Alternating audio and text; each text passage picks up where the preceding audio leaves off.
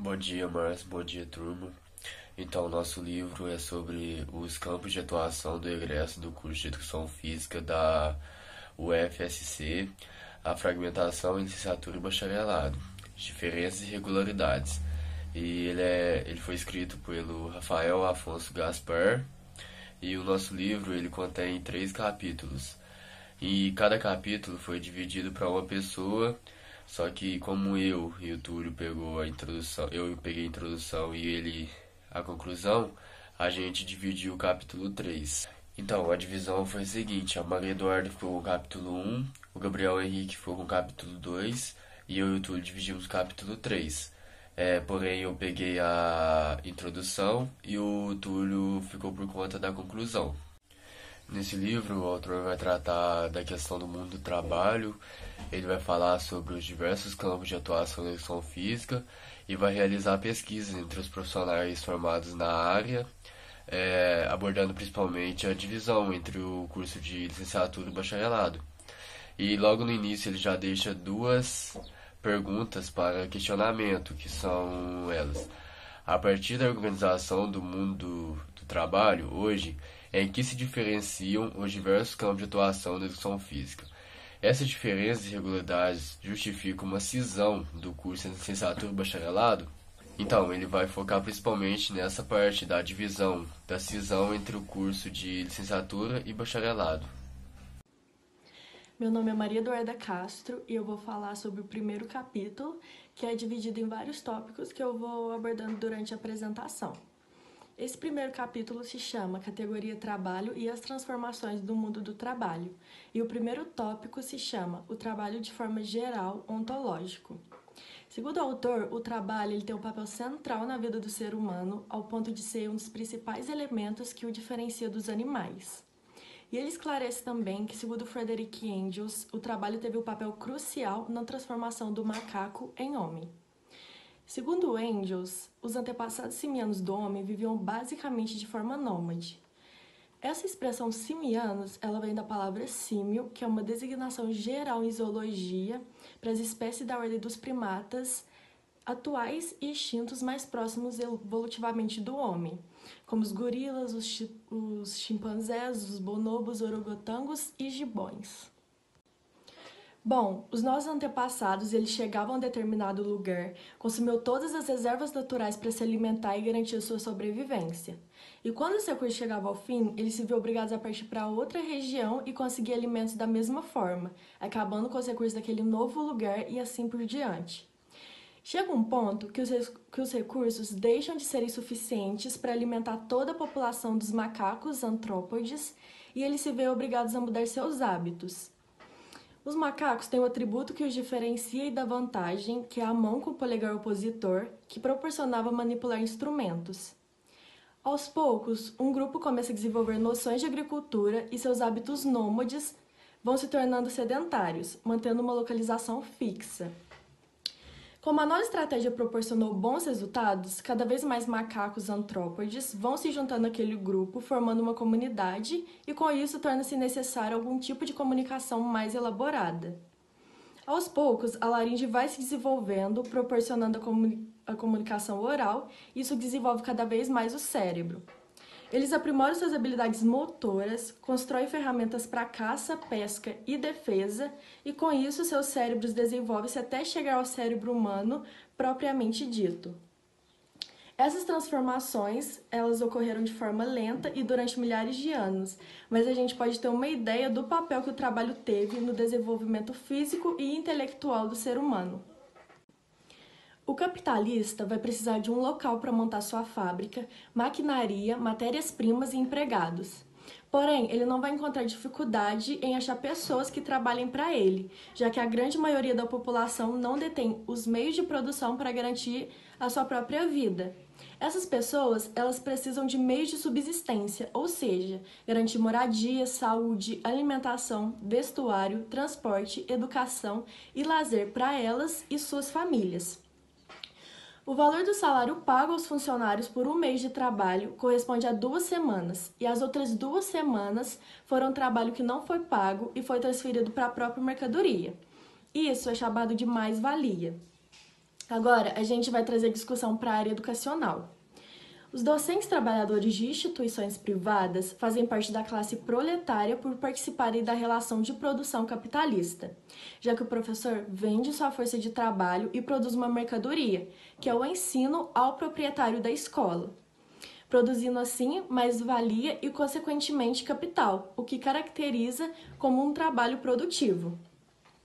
Quando o professor trabalha em uma escola pública, o seu papel na sociedade capitalista é diferente do professor que trabalha numa escola privada, já que sua aula não é vendida como uma mercadoria, mas nem por isso esse profissional ele é menos importante do ponto de vista do capital. Esse professor ele contribui para uma produção de uma mercadoria crucial para o sistema, a força de trabalho. Uma produção de uma mercadoria crucial para o sistema, a força de trabalho. Ele vai criar futuros assalariados com uma capacitação mínima para desempenhar diferentes cargos. Dentro da área da educação física, a gente vai encontrar, de acordo com a definição marxiana, trabalhadores produtivos, ou seja, que produzem mais-valia, improdutivos e trabalhadores que em determinados espaços são considerados produtivos e em outros improdutivos. No caso da educação física, a gente encontra o trabalho produtivo na produção de mercadorias não materiais, como é o caso das aulas de musculação, tênis, natação, na chamada iniciativa privada. Já o trabalho improdutivo a gente encontra quando o professor é contratado pelo Estado para ministrar aulas para os alunos dentro da escola. E fora dela, a gente também encontra esse tipo de trabalho quando o trabalhador é contratado pelo Estado para dar aulas de recreação em alguma praça pública ou para ser treinador de uma iniciação esportiva, sem cobrar dos praticantes, em um espaço público de treinamento. E é importante lembrar que aqui o trabalhador da educação física, ele faz parte da classe trabalhadora, independente se ele é produtivo ou improdutivo, ou seja, independente se ele produz ou não a mais-valia. O terceiro tópico, ele possui 2 subtópicos. E esse tópico ele se chama Transformações no Mundo do Trabalho no século XX e as transformações do papel da educação. As transformações ocorridas no mundo do trabalho, elas são uma resposta do capital na tentativa de superar suas crises que afetam as taxas de lucro e tem um papel central nas transformações dentro da educação e na sociedade como um todo. Isso porque um dos principais papéis atribuídos à educação é a preparação das pessoas para a entrada e adequação ao mundo do trabalho. A gente vai verificar que os diferentes modelos produtivos exigem diferentes tipos de trabalhadores e dessa forma transformam a própria sociedade. Agora a gente vai resgatar as principais transformações ocorridas a partir do século XX até os dias atuais. O primeiro subtópico é o Fordismo e o Keynesianismo. A primeira grande revolução dos modelos de produção do século XX ficou conhecida como Taylorismo, Fordismo, em referência a Frederick Taylor e Henry Ford. O Taylor publica em 1911 o livro Princípios de Administração Científica, que busca uma racionalização dos processos de produção. Ele procura, através dos cálculos e da fragmentação da produção, melhorar a eficiência da criação de mercadorias. Em 1913, 2 anos depois, o Ford adota os métodos de Taylor em sua fábrica de automóveis, revolucionando não só sua área industrial, mas todo o mundo do trabalho. O processo de produção dos carros era extremamente demorado. Nessa antiga forma de produção, levava 12 horas e meia para montar o veículo, o que fazia do carro um produto com um custo muito elevado. Além disso, os mecânicos eram altamente qualificados, já que construíam praticamente o carro por completo e tornava-se uma mão de obra cara para os donos das fábricas. Quando o Ford adota o Taylorismo na sua fábrica, ele consegue reduzir drasticamente o tempo de produção dos carros. Para que os trabalhadores assentem essa nova imposição da forma de trabalhar, a empresa precisa acabar com os obstáculos que dificultam a intensificação do trabalho e maior exploração do trabalhador. Ou seja, ela precisa acabar com os sindicatos. Porém, as empresas japonesas conseguem o feito muito melhor no ponto de vista dos patrões. Os anos de 1950 foram marcados por grandes greves na indústria automobilística. E as empresas japonesas, ao invés de acabarem com os sindicatos, criam novos sindicatos em consonância com os interesses da própria empresa. sendo que as empresas mantêm um quadro pequeno de trabalhadores com uma garantia de emprego quase vitalícia, desde que os mesmos não prejudiquem a produção com paralisações para exigir novos direitos. Está construído o mais novo trabalhador dentro do capitalismo, um trabalhador que dê conta de realizar diversas tarefas ao mesmo tempo e fazer o trabalho dele e de outra pessoa. Um trabalhador que aceite as imposições salariais, de intensidade de produção e de condições de trabalho. Um trabalhador que não se organize coletivamente para exigir novos direitos. Portanto, a educação como um todo deve ser orientada para a construção desse novo trabalhador flexível e polivalente. E para resolver o segundo problema que gerou a crise do sistema, os bancos criaram uma relação insustentável entre capital fictício, através da concessão de crédito e capitais, e o capital produtivo. Transferiram seus problemas financeiros para toda a população, em especial a classe trabalhadora, através das demissões em massa, cortes salariais, aumento dos impostos e outros. Essa pedagogia centrada no professor, que era o mestre e detentor de todos os conhecimentos, organizou as escolas em formas de classes. A base da educação era o professor bem instruído, normalmente especializado em alguma determinada área. A função dos alunos era produzir todos os ensinamentos do instrutor, que estava em sua frente. A disciplina toma papel central na execução dessa pedagogia. Ao aluno, cabe seguir as orientações do professor, e a questão central aqui era aprender. Surge então outro problema. A sociedade instaurada está sustentada na ideia de igualdade e liberdade. No entanto, a classe dominada começa a perceber através da educação que essa igualdade é apenas formal, ou seja, ela só é encontrada na lei, e começa a almejar uma igualdade real. Percebe também que a tal liberdade que dispõe significa escolher para quem ela vai vender a sua força de trabalho e qual produto ela vai consumir dentre os que cabem no seu orçamento. A classe que anteriormente era revolucionária e propagava que todos os homens são iguais, acabou se consolidando no poder e foi mudando de discurso. Percebendo o rumo que as coisas estavam tomando, aumenta-se a crítica da pedagogia desenvolvida até então. A escola no sistema capitalista de produção toma um rumo bem claro: a consolidação da escola dualista. De um lado, a gente tem uma escola voltada para as classes dominantes, com aprofundamento dos conteúdos essenciais para gerir o sistema, e ao mesmo tempo uma formação mais humanista, com línguas diversas, esportes, arte e música e outros. E do outro lado, a gente tem a escola voltada para a classe trabalhadora, com o principal objetivo de instrumentalizar o futuro trabalhador para que esse entre no mercado de trabalho minimamente qualificado. A gente viu anteriormente que o trabalhador ideal durante o período taylorista e fordista de produção era um trabalhador fragmentário e especializado. Ele precisava ter um conhecimento satisfatório de parte do processo de produção e desempenhar bem a sua função, fazendo parte de um todo. A escola ela precisa formar um trabalhador adequado às exigências do sistema. Portanto, o paradigma taylorista e fordista entra com força nessas escolas. A gente encontra na escola a mesma fragmentação que acontecia no processo de produção de mercadorias na indústria taylorista e fordista, através das disciplinas específicas onde os professores trabalham, na maioria dos casos, de forma isolada, sem conseguir associar com seus colegas a transmissão do conhecimento na sua totalidade, resultando vários fragmentos que deveriam, no final, somarem-se na cabeça dos alunos para formar um todo. Além disso tudo, a obra abrange diversas pesquisas realizadas na área da educação física, as relacionando com os períodos históricos vivenciados.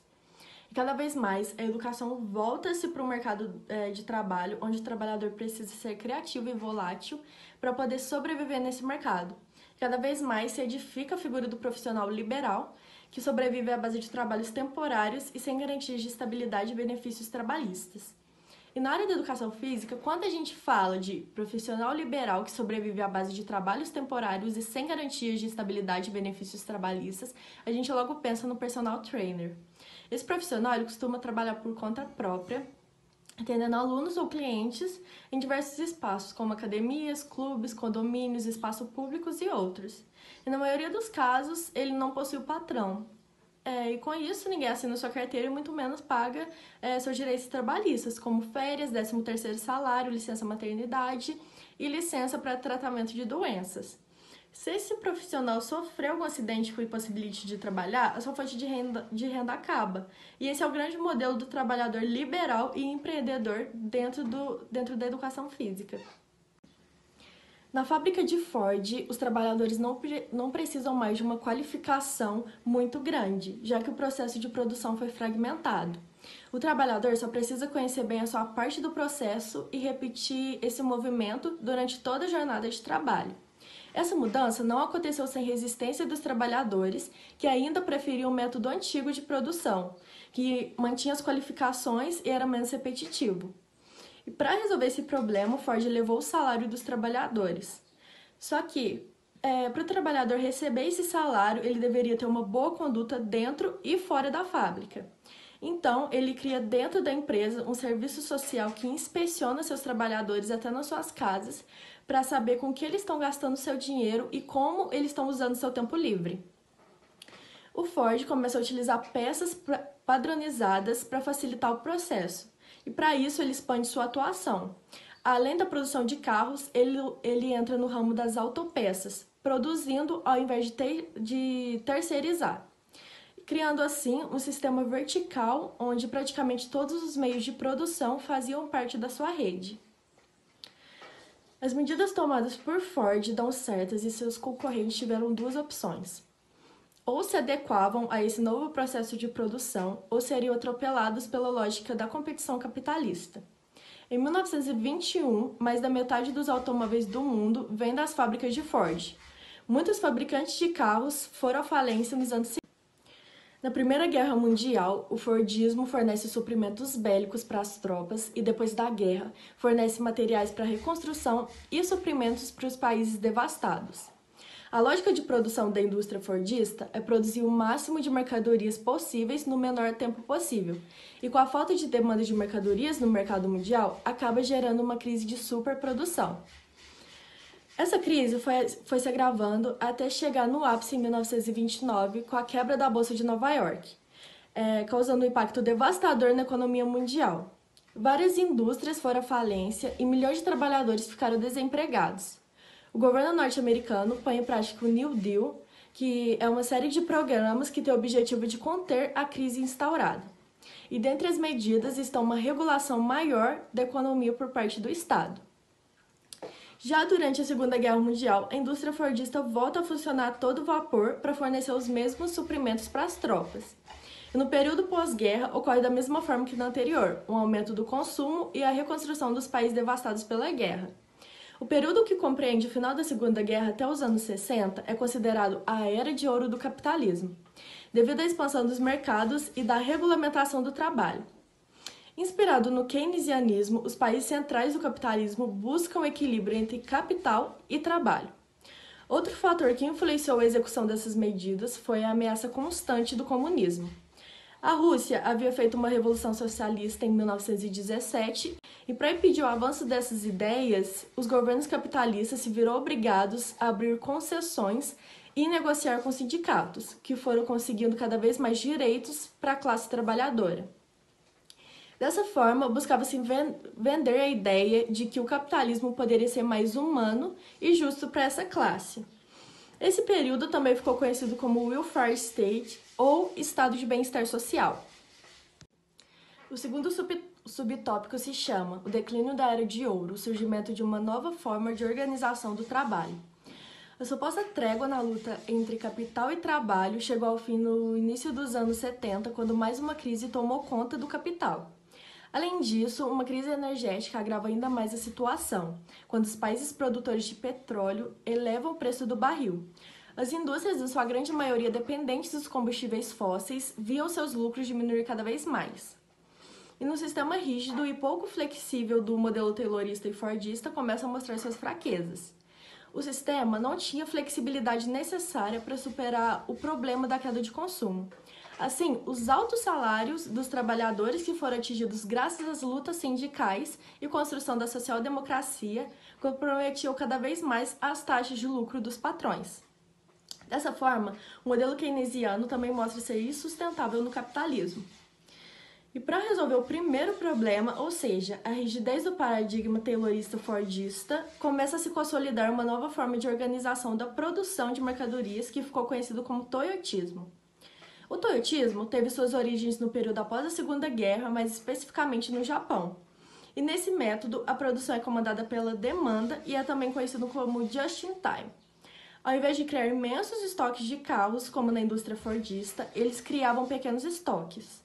E quando o cliente comprava o carro do estoque, eles produziam mais daquele modelo, como acontece no supermercado, demanda dos clientes. Além disso, eles criaram modelos mais variados e mais compactos que seus concorrentes, para adequar-se à realidade do país. A maquinaria da fábrica é flexível para adequar-se às diferentes demandas. E no mesmo dia, eles podiam produzir diferentes modelos com as mesmas máquinas que são reordenadas em poucos minutos.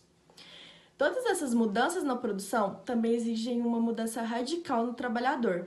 Em lugar do trabalho desqualificado, o operário é levado à polivalência. Em vez da linha individualizada, ele integra uma equipe. E no lugar da produção em massa, ele trabalha o elemento para satisfazer a equipe que vem depois da sua cadeia. Resumindo, o toyotismo elimina aparentemente o trabalho repetitivo, ultrasimplificado, desmotivante e embrutecedor. Apesar disso, a remuneração não acompanha a mesma melhora que a qualificação. Para resolver o segundo problema que gerou a crise do sistema, ou seja, o alto custo dos patrões com a força de trabalho, uma nova ou velha política econômica começa a ganhar força nos países capitalistas centrais, o neoliberalismo, defendido por um grupo de intelectuais conservadores que criaram já em 1947 a Sociedade Montpellier. Porém, nesse período do pós-guerra, não conseguiram impor suas ideias de forma hegemônica e foram ultrapassados pelo keynesianismo. No entanto, essa sociedade, liderada por Frederick August von Hayek, conseguiu manter viva e inclusive renovar as ideias liberais, disseminando as mesmas em universidades, jornais, empresas e outros.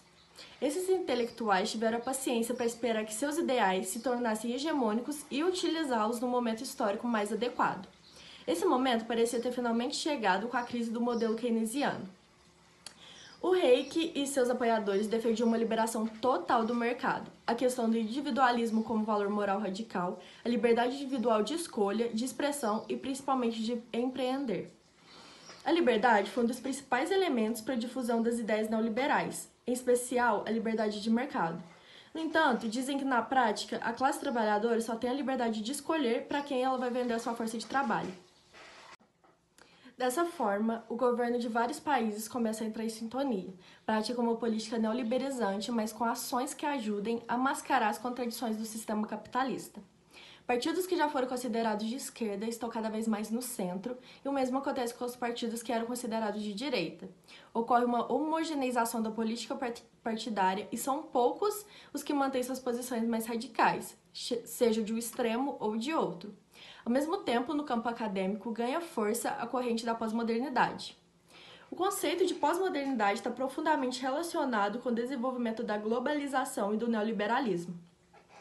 Com o desenvolvimento de ambos, onde a divisão social do trabalho deixa de existir somente dentro dos países e tomam proporções globais, as teorias pós-modernas afirmam que, com a complexidade que o mundo chegou, não existiria mais luta de classes, assim como na política ocorreria uma ausência de distinção entre direita e esquerda. Algumas outras características podem ser destacadas, como a ciência como um mero jogo de linguagem, a informação contando mais do que a produção, desmaterialização do dinheiro, a verdade confundida com o desempenho, o relativismo cultural, o pluralismo e ecletismo doutrinários, a submissão ao Deus-mercado, as privatizações, a supremacia do espaço sobre o tempo, o fim da história e da memória, o econômico predominando sobre o social, a simbiose entre cultura e comércio, a pornografia de massa, a diminuição e banalização dos afetos, a recusa das causas e da gênese das coisas, a impotência cívica do voto, o banco dominando a fábrica. Nessa ideologia, tudo é relativizado. Todas as concepções de realidade são questionadas. Propaga-se o espírito da individualidade, da singularidade, pulverizando as lutas sociais que são essencialmente coletivas. Portanto, o Estado dentro do capitalismo será sempre um Estado necessário, que atua de diversas formas para buscar superar a crise do sistema. Em um momento, ele vai recuar e abrir espaço para o mercado, e em outro, ele vai entrar no mercado para garantir a saúde do sistema. Isso ficou claramente evidenciado na recente crise que afetou o sistema em 2008 e se estende até os dias atuais. No momento mais crítico, o governo dos Estados Unidos teve que injetar quantias astronômicas de dinheiro público nos grandes bancos que estavam à beira da falência, apesar de antes da crise, a defesa dos economistas defensores do capitalismo ser quase unânime a favor da liberalização da economia. O próximo tópico é a crise estrutural do capital. Como a gente viu na primeira parte desse capítulo, a base do sistema capitalista é formada pela produção de mercadoria, da exploração do trabalho assalariado e, consequentemente, da extração da mais-valia, tanto absoluta quanto relativa. E como a gente apontou anteriormente, essa lógica de funcionamento do sistema de produção contém contradições que afetam drasticamente seu desenvolvimento, causando, inicialmente, crises cíclicas e, posteriormente, uma crise estrutural. Com a subsunção real do trabalho ao capital, ou seja, da extração da mais-valia relativa, que diminuiu os custos da produção de mercadorias e, consequentemente, o custo gasto pelos capitalistas para a reprodução da força de trabalho, o sistema entra em um círculo vicioso. O capitalista, ele busca constantemente baratear o custo da sua mercadoria para concorrer no mercado. Ele vai conseguir isso incorporando as inovações tecnológicas no seu processo de produção e diminuindo o custo gasto com a força de trabalho. Com a redução do número de trabalhadores no processo político e o aumento exponencial da produtividade, ou seja, muito mais mercadorias são produzidas no mesmo espaço de tempo que antes, o capitalista se vê obrigado a procurar novos mercados para escoar sua produção e, ao fazê-lo, produzir cada vez mais mercadorias. Essa lógica, desenfreada pelo lucro de tempos em tempos, causa uma crise de superprodução de mercadorias, ou seja, as indústrias produzem quantidades de mercadorias muito acima da capacidade do mercado absorvê-las. A gente pode ver que as crises cíclicas são formas que o capital encontra de superar a queda geral da taxa de lucro, que inevitavelmente vai acontecer de tempos em tempos. As formas de superação das crises ao longo da história do capitalismo ficaram muito evidenciadas em uma lógica central de destruição de parte das forças produtivas. A cada crise do sistema, acontece demissões em massa de trabalhadores, redução do salário abaixo do seu valor e a intensificação do trabalho dos que ainda ficaram empregados. Outra forma de destruir literalmente as forças produtivas foram as diversas guerras protagonizadas pelas grandes potências capitalistas. A indústria bélica gira a economia do sistema e a destruição das cidades e países assolados pelas guerras gera uma nova demanda no período posterior à guerra, ou seja, a reconstrução do que foi destruído. Outra forma encontrada para amenizar a crise de superprodução é a busca de novos mercados. Portanto, fica claro que o processo de globalização da economia já estava anunciado. Se os limites dos mercados nacionais tratavam o desenvolvimento do capitalismo, o sistema rompe essas barreiras de forma notória. Em momentos de crise, aflora outra característica desse sistema, que é a criação e consolidação de grandes monopólios do mercado e a concentração de capital. Empresas concorrentes fazem fusão, as maiores compram as menores e muitas das menores vão à falência e desaparecem. Ocorre a intensificação da exploração dos mercados e o desenvolvimento do imperialismo. A globalização tem um papel central nesse processo, que se desenvolve em escala mundial. Em um levantamento realizado, a gente pode ver que 10 grandes companhias são donas de grande parte do mercado mundial de produtos de subsistência industrializados. São elas PepsiCo, Nestlé, Kraft, Coca-Cola, Johnson & Johnson, Unilever, Kellogg's, P&G e Mars. Ainda é importante destacar o papel que o capital financeiro tomou nas últimas décadas. A fusão do capital bancário com o capital produtivo formou o capital especulativo, o capital que vive à base da especulação de que ainda vai ser produzido. Esse capital muda de lugar com uma velocidade nunca vista antes através de ações de empresas. Em questão de segundos, um capital investido em uma empresa na China vai para outra empresa da Europa e milhões de dólares giram pelo mundo especulativo todos os dias. O sistema financeiro foi o agravante da crise atual do sistema, que teve sua demonstração mais clara a partir de 2008, quando houve a quebra de alguns bancos privados nos Estados Unidos e injeção de recursos públicos para salvar os maiores. Os bancos criaram uma relação insustentável entre capital fictício através de concessões de crédito e capitais, e o capital produtivo. O autor ainda manifesta um trecho escrito por Marx em que ele se refere ao trabalho na forma humana já desenvolvida, bem diferente do que parece ser trabalho no mundo animal, em que ele ocorre de forma instintiva. Diferente dos animais, o ser humano consegue projetar em sua mente o trabalho que vai realizar antes de iniciá-lo. Esse processo descrito até agora foi referente ao processo de trabalho geral, independente do sistema de produção. Agora a gente vai entrar no trabalho existente dentro do sistema capitalista de produção, onde ocorre uma mudança significativa no papel do trabalho em relação ao homem.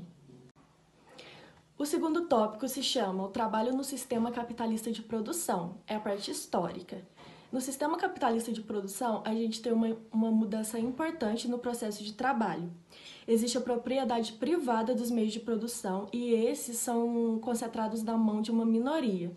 A grande maioria da população não detém os meios de produção necessários para sua própria existência. Por isso, eles se veem forçados a vender a única coisa que possuem, a sua força de trabalho. O capitalista vai comprar a força de trabalho do trabalhador, assim como ele comprou os outros valores de uso, as máquinas, as ferramentas e a matéria-prima. Então, a força de trabalho ela vira mais uma mercadoria do processo de produção de outras mercadorias. E acontece aqui a alienação entre produto e produtor. O produto do trabalho não pertence mais ao trabalhador, mas a um terceiro, o patrão que comprou sua força de trabalho. O produto, dentro do capitalismo, vira uma mercadoria. E a mercadoria é um produto que pode ser trocado por outras mercadorias. Mas para isso, ela precisa ter um valor de uso para alguém, ou seja, ela tem que suprir a necessidade de alguém. Mas o que define seu valor no mercado não é o quanto aquela mercadoria é importante para alguém, que é o seu valor de uso, mas sim o seu valor de troca. O valor de troca de uma mercadoria nada mais é do que o tempo de trabalho necessário para produzi-la. Essa reestruturação da produção de mercadorias começa a ser disseminada pelo mundo, não só na produção de automóveis, mas nas outras áreas também. Dessa forma, o novo trabalhador, moldado por Taylor Ford, passa a ser referência para o mundo capitalista. Da mesma forma, a educação começa a ser modificada para adequar essa nova lógica. Além disso, esse novo homem teria o tempo e as condições de consumir mais ativamente na sociedade capitalista, que agora produzia em massa e precisava escoar essa produção. A educação física começou a ter o papel mais importante na formação desse novo tipo de trabalhador. No Brasil, o apogeu do desenvolvimento industrial e, consequentemente, as novas adequações dentro da educação demoraram a chegar. Surgem, após o Estado Novo, novas correntes pedagógicas baseadas no desenvolvimento motor e crescem também os esportes coletivos. Desenvolve-se, assim, juntamente com os esportes, a tendência tecnista, que consiste em focar como objetivo principal da educação física a técnica esportiva. Essa consiste em alcançar os movimentos mais eficientes possíveis, seguindo a lógica que se desenvolvia na indústria capitalista. Para alcançar a tão almejada técnica, o método é baseado na repetição de movimentos até chegar ao movimento almejado. E a educação física começa a desempenhar o papel de preparar o corpo e a mente do trabalhador para suportar longos períodos de trabalhos repetitivos. O autor ainda manifesta um trecho escrito por Marx em que ele se refere ao trabalho na forma humana já desenvolvida, bem diferente do que parece ser trabalho no mundo animal, em que ele ocorre de forma instintiva. Diferente dos animais, o ser humano consegue projetar em sua mente o trabalho que vai realizar antes de iniciá-lo. Esse processo descrito até agora foi referente ao processo de trabalho geral, independente do sistema de produção. Agora a gente vai entrar no trabalho existente dentro do sistema capitalista de produção, onde ocorre uma mudança significativa no papel do trabalho em relação ao homem. Em 1989, aconteceu uma reunião entre os economistas e as principais lideranças capitalistas do mundo e criam um receituário de medidas para os países em desenvolvimento. Muitos países já seguiam algumas dessas orientações mesmo antes de 1889. Como foi o caso de vários países da América Latina e do continente africano. No entanto, apesar dos governos terem conseguido colocar em prática muitas dessas medidas, o processo não foi uma tarefa fácil. A população não aceitava de forma pacífica essas medidas neoliberais que retiravam direitos que foram conquistados depois de muita luta. A cada nova medida neoliberal ocorria manifestação pública contrária, greves, insatisfação, e isso diminuía cada vez mais a popularidade dos governantes. Os organismos internacionais começam a detectar esse problema e buscam resolvê-lo através da boa governança. Na prática, esse termo significa o consentimento da sociedade para a execução de uma determinada política. Junto com a discussão da boa governança, surge a necessidade de uma mudança na concepção do Banco Mundial quanto ao papel do Estado na promoção do desenvolvimento. E uma nova forma de movimento social começa a ganhar mais força. Os novos movimentos sociais têm objetivos específicos e, na maioria dos casos, não buscam uma superação do capitalismo. Começa a ocorrer uma mudança de enfoque de movimentos tradicionais, como o feminista e o negro. Ao mesmo tempo, muitos outros se proliferam, como em defesa dos índios, pela defesa da criança, em defesa do meio ambiente, por o consumo consciente e outros. Cada um desses movimentos tem sua própria ONG, ou mais de uma, e na maioria dos casos atuam de forma isolada, sem uma articulação com os demais movimentos e sem o objetivo estratégico de superação do capitalismo. Um dos movimentos que mais tem ganhado força ultimamente é o movimento em defesa do meio ambiente. Não é para menos, já que a busca desenfreada pelo lucro não vê limites na extração de recursos não renováveis do planeta. Para os organismos internacionais, o caminho do terceiro setor seria o ideal para ser trilhado. As políticas neoliberais continuariam sendo impostas, mas agora com incentivo à criação e o desenvolvimento de ONGs que amenizassem o sofrimento da população e mascarassem as contradições do sistema capitalista. O último tópico é implicações das crises e das transformações do mundo do trabalho na formação humana. No decorrer desse capítulo, quando a gente fez uma exposição sobre as transformações do mundo do trabalho ao longo do século XX, a gente já indicou algumas mudanças que aconteceram na educação nesse período. Agora a gente vai entrar na forma mais focalizada nessa questão, em especial no Brasil. O início da educação no Brasil, ela é marcada pela influência da pedagogia católica através dos jesuítas, que praticamente exerceram o monopólio da educação até 1759, quando foram expulsos por Pombal. A partir daí, a educação brasileira começa a pautar-se no iluminismo e a pedagogia inspirada no liberalismo clássico, impulsionado pelos princípios da Revolução Francesa de igualdade, liberdade e fraternidade, constituindo-se no que atualmente se chama-se de pedagogia tradicional. A pedagogia tradicional baseia-se na ideia de que a educação é direito de todos e dever do Estado, e surgiu no século XIX com o objetivo de consolidar a burguesia que tinha acabado de tomar o poder. Portanto, era necessário transformar os súditos em cidadãos, e para isso era essencial superar as barreiras da ignorância presente naquela época. Era primordial consolidar a ideia de que todos são iguais perante a lei.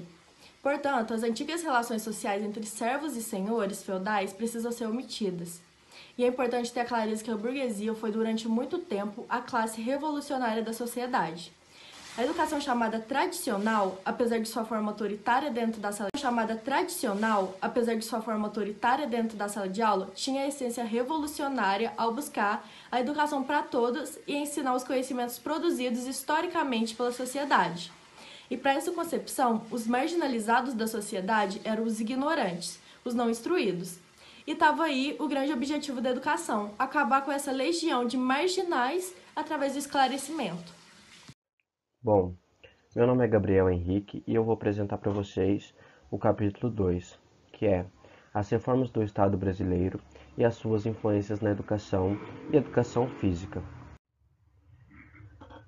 O capítulo 2, ele é dividido em 4 tópicos, que são as reformas do Estado no Brasil, o Conselho Federal de Educação Física, implicações da social-democracia atual na educação e educação física brasileira, diretrizes curriculares nacionais para graduação em educação física.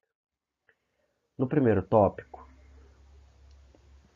apresentando para vocês o primeiro tópico, ou seja, em 1990, o governo efetuou uma reforma de Estado que tinha como maior objetivo reduzir ao máximo os custos do Estado, procedendo assim em diminuição de investimento de empresas públicas e, consequentemente, o aumento em privadas.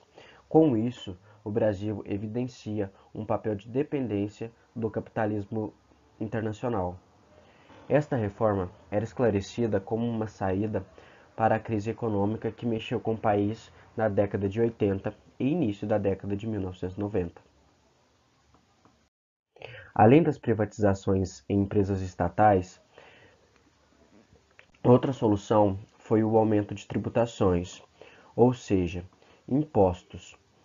De acordo com Gandini e Riscal, em uma citação, logo após as reformas de Estado, o Estado visaria apenas aplicar tributações, porém ele não garantia direitos que antes eram garantidos a toda a população. Vale ressaltar que com as privatizações, o foco em investir em empresas internacionais cresceu muito, tendo assim uma abertura à globalização da economia. É de extrema importância saber que na área da educação houve aprovações de várias medidas que reformularam todas as etapas de ensino no Brasil. De acordo com Gaspar, ele destaca duas medidas que teve marco nas mudanças do Estado brasileiro e que mais afetam o objetivo de sua pesquisa, que são a criação do Conselho Federal de Educação Física e as aprovações das diretrizes curriculares nacionais para o curso de Educação Física. Já no tópico 2, apresentando para vocês o tópico 2, na época dessas mudanças de Estado, se discutia no Congresso o projeto de lei 330 de 1995, que regulamentaria a profissão da educação física. O PL virou lei, ocorrendo em 1º de setembro de 1998, com a aprovação da Lei 9.696. O grupo que defendia a regulamentação neste segundo momento, isso porque nas décadas de 1930 e 1940 já havia tido essa discussão.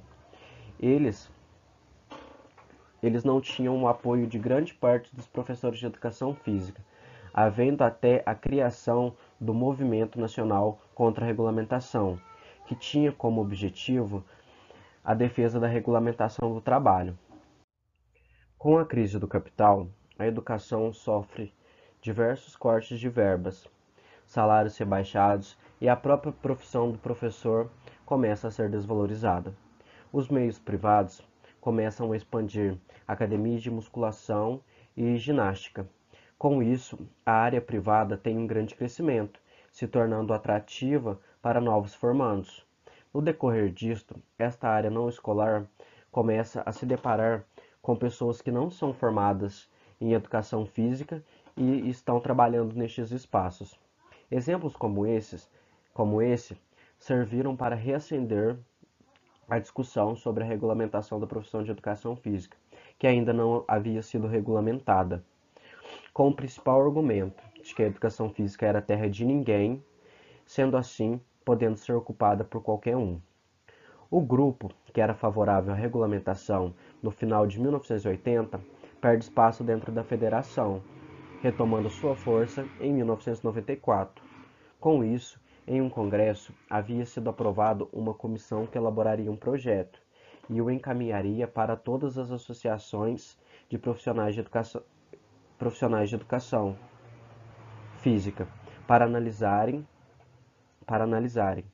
Porém, os integrantes da APF do Rio de Janeiro encaminharam um projeto de lei em abril de 1995, ou seja, 3 meses antes do Congresso da Fundação Brasileira de Associação dos Profissionais de Educação Física, que iria deliberar este projeto de lei, pegando assim toda a área de surpresa, e as críticas foram grandes pela forma que o projeto de lei havia sido executado.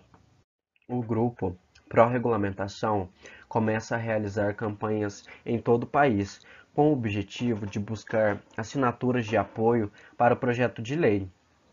Com isso, ganhou força no mercado e o projeto se torna lei em 1998. Esse grupo cria também o termo profissional de educação física, pois somente o professor era o que trabalhava em escola e não poderia ser denominação global da área. Tiveram grande influência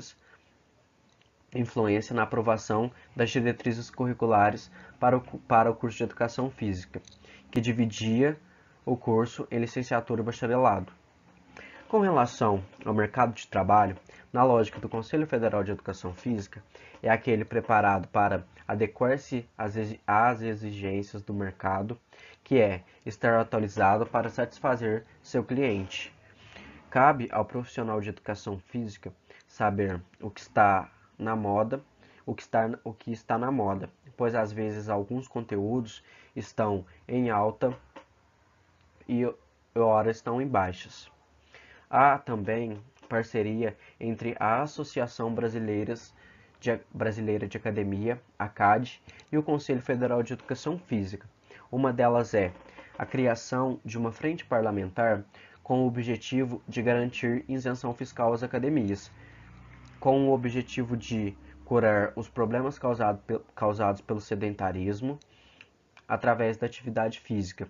Portanto, seria obrigação do Estado isentar esses empresários pelos valiosos serviços prestados à comunidade. Ou seja, eles utilizavam o argumento de que as atividades físicas praticadas em academia serviam como centros de saúde preventiva. Sendo assim, livravam o Estado de gastos relacionados ao tratamento de doenças que poderiam ser evitados com atividade física. Um breve resumo sobre o Conselho Federal de Educação Física, que foi criado pela Lei 9.696, em 1998. Ele tem sede no Rio de Janeiro e o Conselho Federal de Educação Física é composto por uma rede de conselhos regionais que fazem trabalho local de fiscalização e regulamentação da atividade do profissional. Este tópico 3 do capítulo 2 busca dar uma continuação às reformas de estados, chegando ao período do governo Lula e Dilma, com foco na área da educação. Luiz Inácio Lula da Silva concorreu à presidência em 3 ocasiões, ficando em segundo lugar nas 3. No decorrer da década de 1980, Lula possuía uma postura evidente de oposição ao atual governo de Fernando Henrique Cardoso, deixando claro sua defesa em medidas de proteção à classe trabalhadora e a retirada de privilégios da burguesia, considerando-se assim um partido de esquerda. Se antes, em 1980, o PT era visto como apenas um partido de esquerda, nas décadas seguintes demonstra planos de governos e práticas políticas voltada em direção à social-democracia. Em relação às reformas de Estado no governo Lula, ocorre a reforma da Previdência e a reforma tributária. Destacamos, na segunda reforma, a desvinculação da Receita da União, que basicamente é um mecanismo que permite ao governo federal a retirada de 20% de verbas das áreas sociais, destinando-a para o pagamento da dívida pública. Vale ressaltar que, na área da educação, foram deixados de aplicar cerca de 101,7 bilhões de reais até 2010, ou seja, ano em que a desvinculação da Receita da União deixaria de afetar a área da educação. O governo Lula, com o projeto de lei de reforma universitária, estava destinando verbas para o setor público. No entanto, o projeto de lei Reforma Universitária foi alvo de críticas por aqueles que defendiam um ensino público superior. Sendo assim, o governo teve que buscar outras medidas para garantir seus objetivos. Decretos como Lei de Inovações Tecnológicas, Parcerias Público-Privado, Fundação e ProUni abriam portas para o avanço da iniciativa privada. Com isso, o Estado ia deixando de investir no setor público. Já o REUNI tinha como objetivo expandir as universidades federais por meio de cursos preferencialmente noturnos. Embora o REUNI não fosse receber os investimentos necessários para que o ensino se mantivesse de qualidade, todas as 53 universidades federais do Brasil aderiram ao REUNI, pois mesmo sendo um decreto presidencial, o programa chegou como o REUNI chegou como um programa de adesão. No ano de 2006, Noamar Monteiro, que era reitor da Universidade Federal da Bahia, propôs um projeto chamado Universidade Nova, que tinha como objetivo reformular os cursos de nível superior, com a criação do bacharelado interdisciplinar, que teria como duração de 3 anos. O bacharelado interdisciplinar era voltado para uma formação de trabalhador polivalente, aquele que assegure sua entrada e sua permanência no mercado de trabalho. No entanto, esse projeto não ficou livre de críticas. Fernandas Braga Magalhães Dias rebateu que essa minimização da formação do profissional se referia à desqualificação da formação. A mesma autora identifica que este mesmo processo de minimização ocorre na formação de professores de educação física, delimitada pelas atuais diretrizes curriculares do curso. Bom, neste último tópico do capítulo, que é Diretrizes Curriculares Nacionais para a Graduação em Educação Física, é de extrema importância destacar o valor do termo Diretrizes Curriculares Nacionais, que, para quem não sabe, são normas obrigatórias para a educação básica, que orientam o planejamento curricular das escolas e dos sistemas de ensino. Diante disso tudo que eu comentei antes, com as reformas do Estado, a criação do Conselho Federal de Educação Física, de todas as modificações nos setores da economia e da educação, as implicações da social-democracia na área da educação física foram base para a aprovação da fragmentação do curso em licenciatura e bacharelado. Então, a partir da década de 1980, podemos destacar várias ações e disputa para a formação de professores da educação física.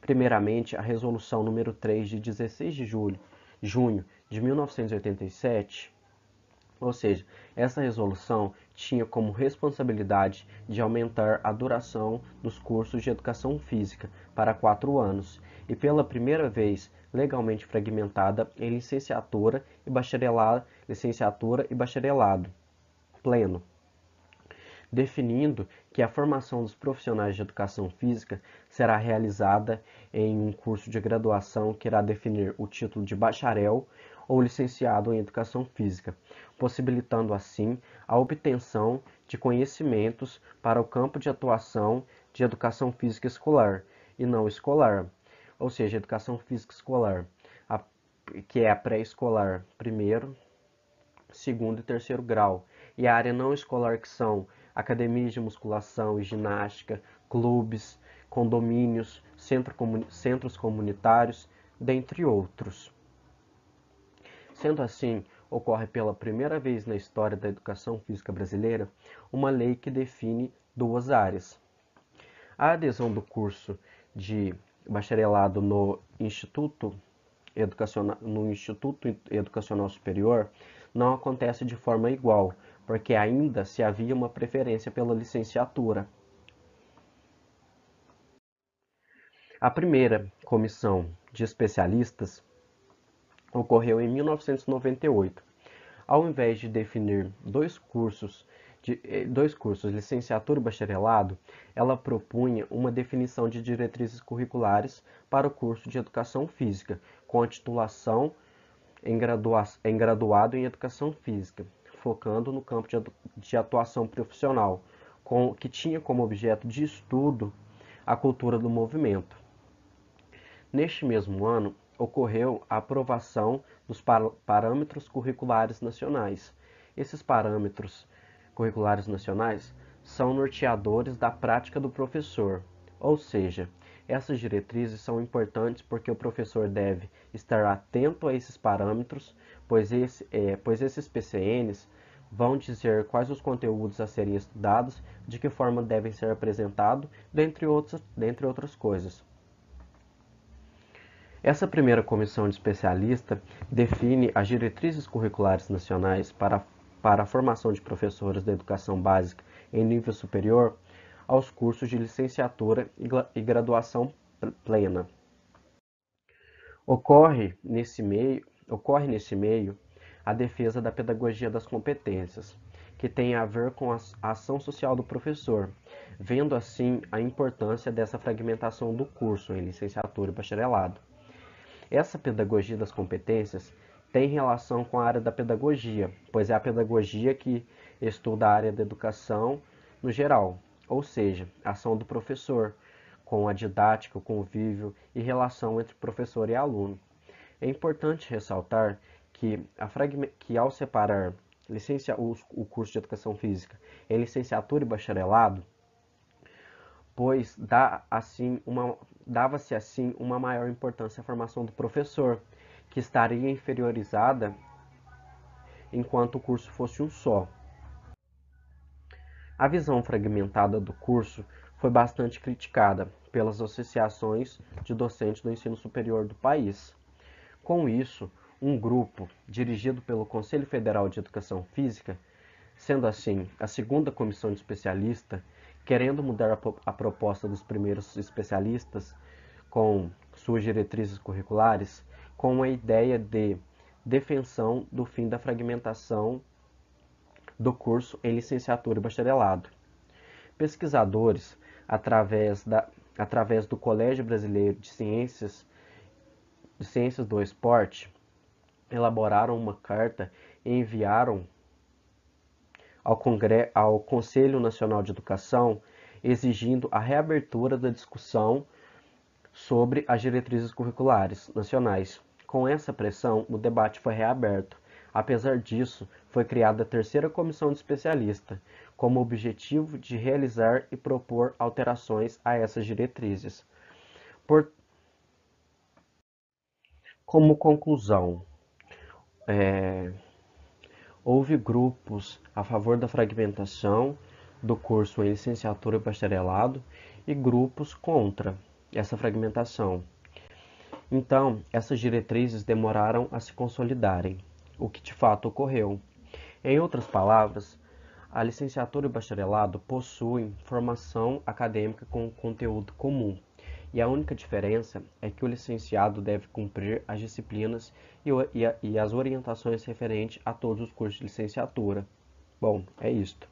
No próximo capítulo, vai ser abordado com foco o mercado de trabalho e os campos de atuação da área da educação física, tanto escolar quanto não escolar. Bom dia, Márcio. Bom dia, turma. Meu nome é Túlio e agora darei início à resenha do capítulo 3, denominado Análise de Conjuntura do Mundo do Trabalho Atual, com ênfase especial aos campos de atuação da educação física. Bom, este capítulo é dividido em vários títulos, que estes, por sua vez, são divididos em outros subtítulos. No capítulo 3.1, o trabalhador de novo tipo na educação física, a precarização, a empregabilidade, a pedagogia das competências e o empreendedorismo, é tratado sobre a precarização e a flexibilização do trabalho. Ao longo de todo o capítulo, podemos notar que o autor diz que o capitalismo passa por um momento de reestruturação, diminuindo bastante as ofertas de trabalho.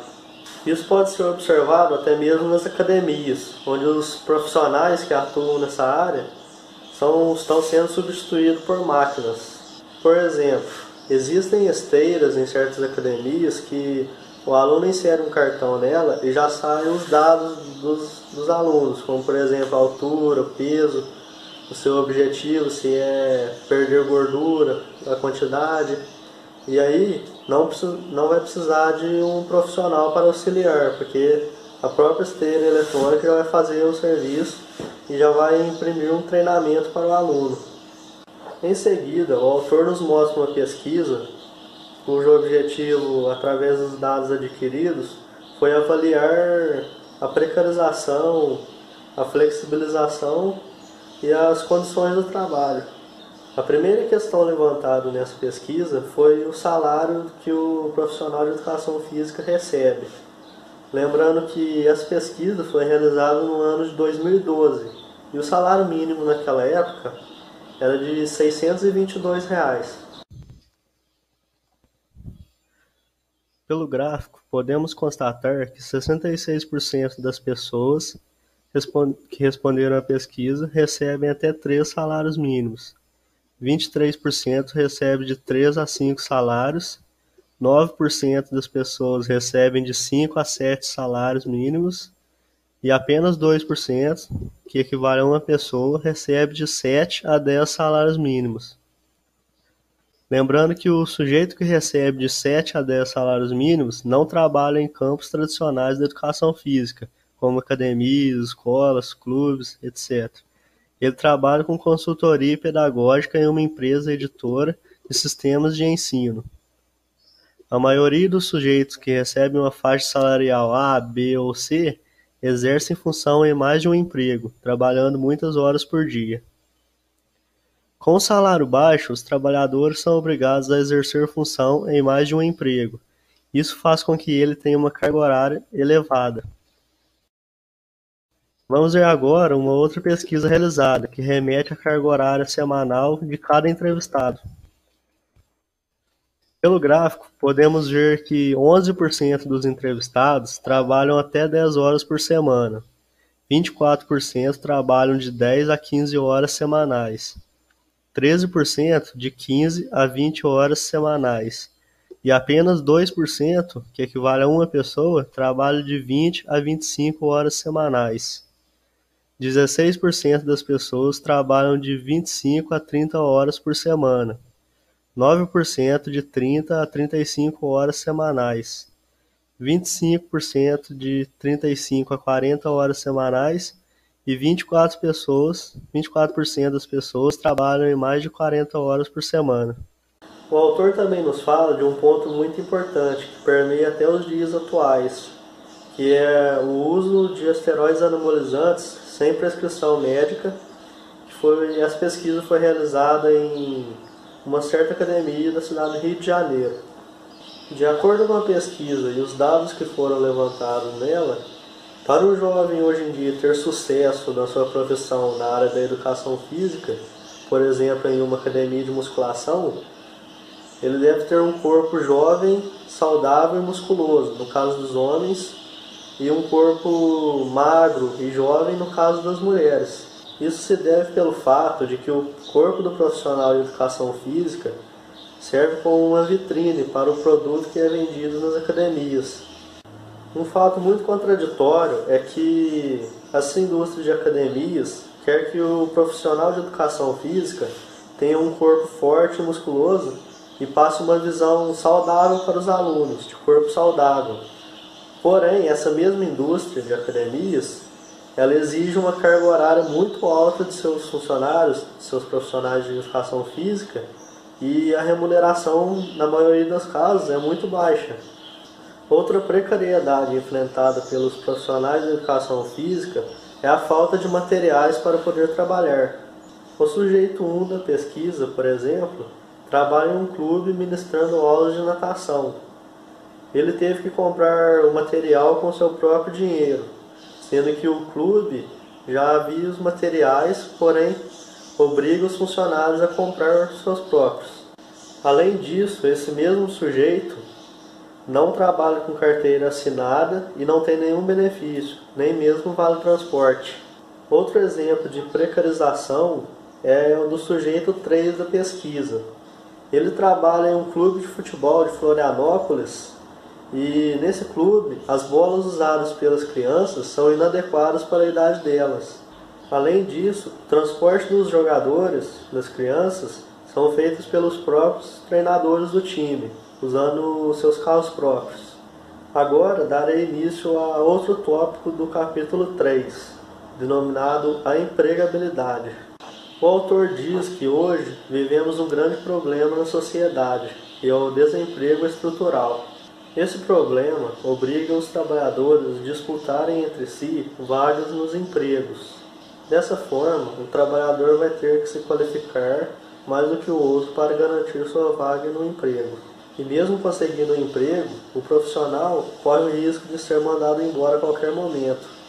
No último tópico do capítulo 3, denominado A Pedagogia das Competências, o autor nos apresenta o relatório Dehlers.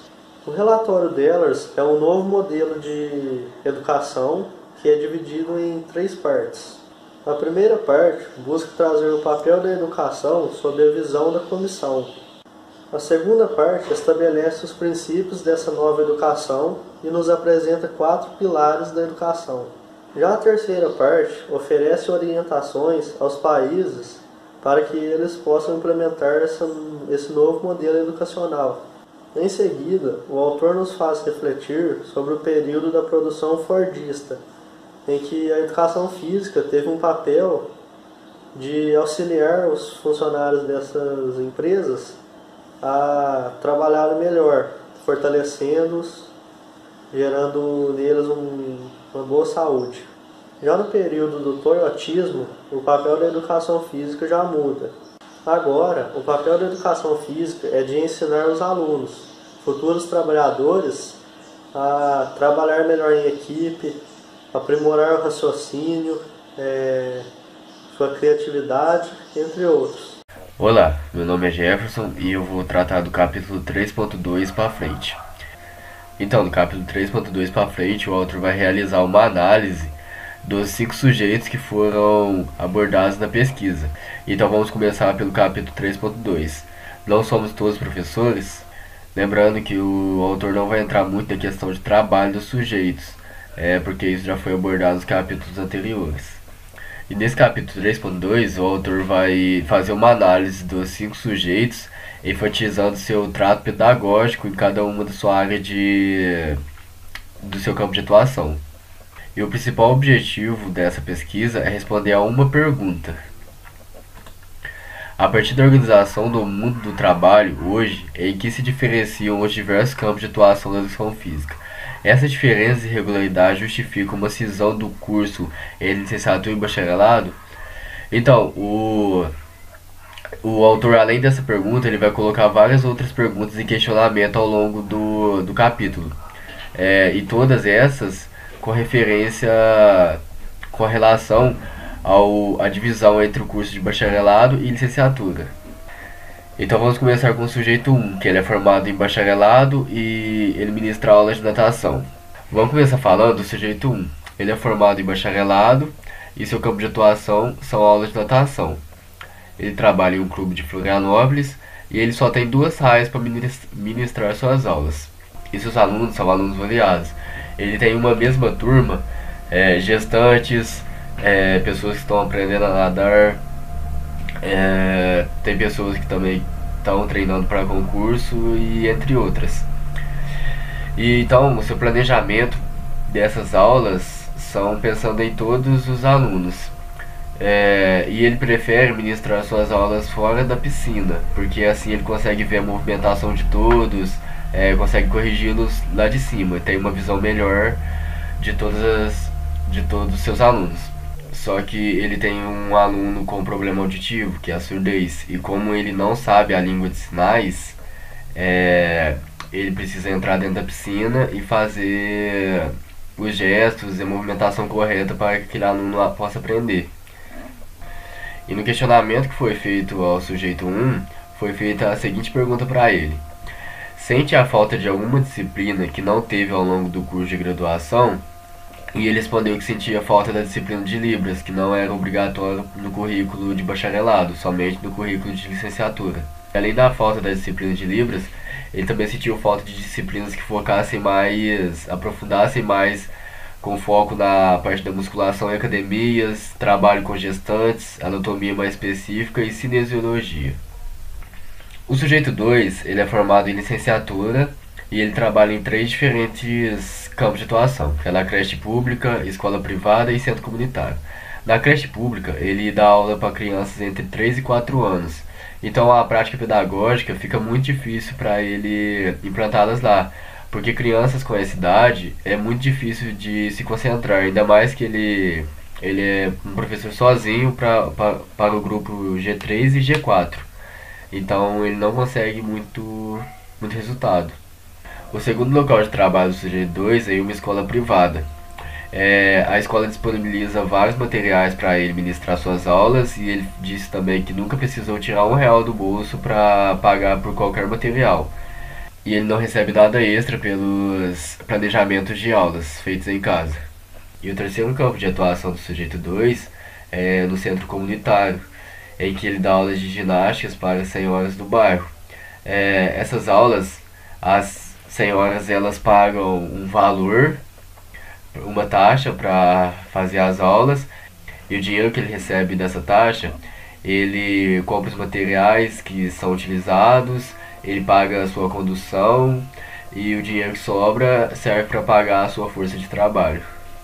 Então, quando eles fizeram a pergunta para o sujeito 2, se ele sente falta de alguma disciplina que ele teve ao longo do curso de graduação, ele respondeu que sentia falta da disciplina de primeiros socorros, que não é obrigatória, e queria maior aprofundamento em fisiologia e nutrição.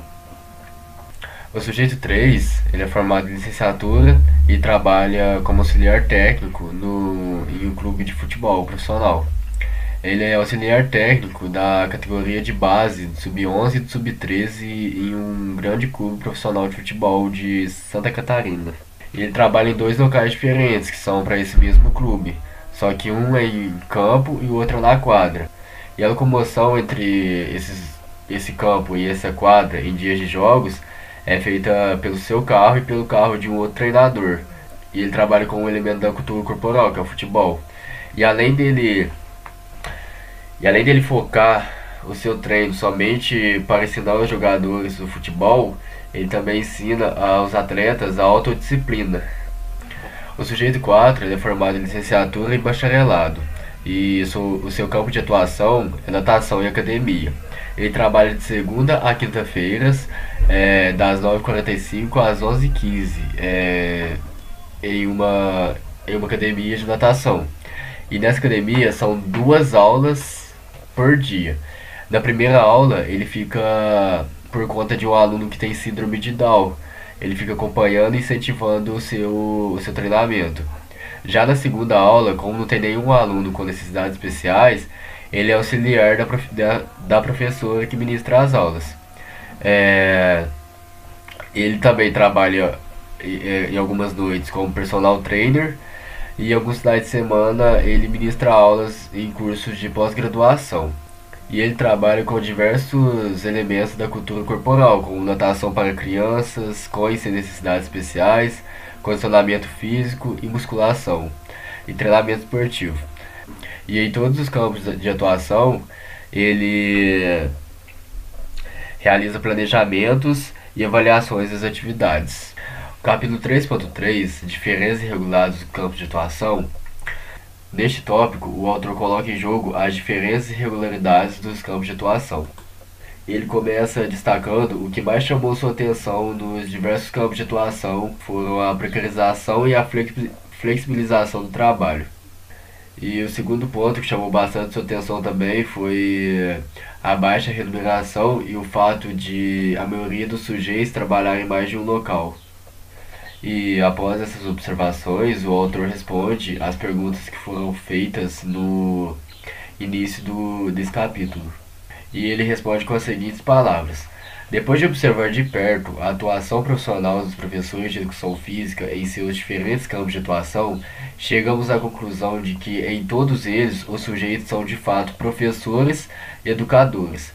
Todos eles trabalham com conteúdos da cultura corporal e estão transmitindo este conteúdo para outras pessoas, sejam elas crianças, adultos, idosos ou com necessidades especiais. E ele coloca mais um questionamento: quem trabalha com educação física fora da escola não deveria também que ter obrigatoriamente as mesmas disciplinas que os licenciados durante a graduação, em especial as disciplinas de didática, psicologia da educação, filosofia da educação, dentre outras. Por outro lado, quem trabalha em escola não teria também que ter uma noção melhor do corpo do ser humano? E além de responder à pergunta que foi feita no início do capítulo, ele também coloca mais algumas perguntas a serem pensadas. E quando foi perguntado para os formandos deste currículo se eles concordavam com a divisão do curso, 75% responderam que não, como mostra o gráfico aí na tela.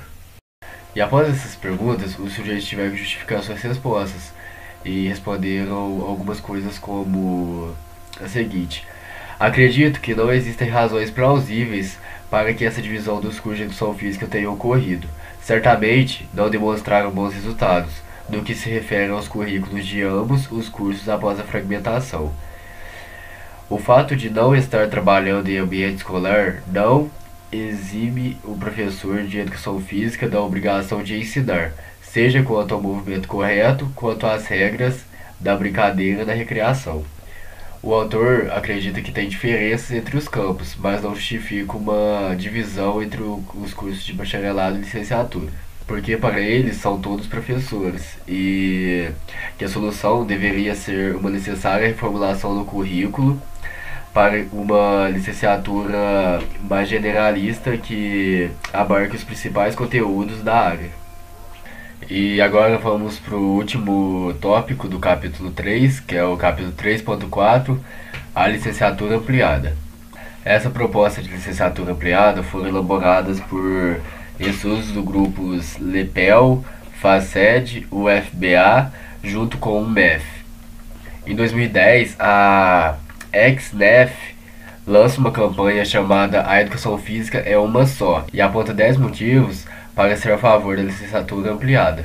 Depois de alguns estudos, encontraram alguns problemas da licenciatura ampliada, como a excessiva carga horária, dispersa e diluída em conteúdos fragmentados. E como seria a divisão do curso? Então, cada faculdade iria propor seus sistemas, que são 30% da carga horária destinada aos conhecimentos da formação ampliada geral, que é o estudo do ser humano e o modo de produção, o trabalho, o modo de vida, a sociedade, o poder, a educação, a saúde, o lazer e a cultura. 50% da carga horária destinada aos conhecimentos identificadores da educação física, que são os estudos da cultura corporal e a natureza humana, o meio ambiente, o mundo do trabalho, campos de trabalho, territorialidade e cultura política cultural. E 20% da carga horária é destinada aos conhecimentos do campo de aprofundamento práticas pedagógica da educação física, que são os estágios extracurriculares, extensão, participações em congressos, que podem ser escolhidas a critério dos alunos. 400 horas de prática de ensino, 400 horas de estágio curricular obrigatório, 400 horas de atividades complementares.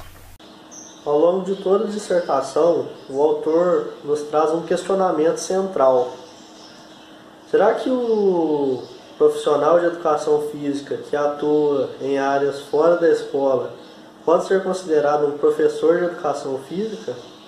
O autor também nos faz outros questionamentos sobre a divisão do curso em licenciatura e bacharelado. O autor nos apresenta uma conclusão.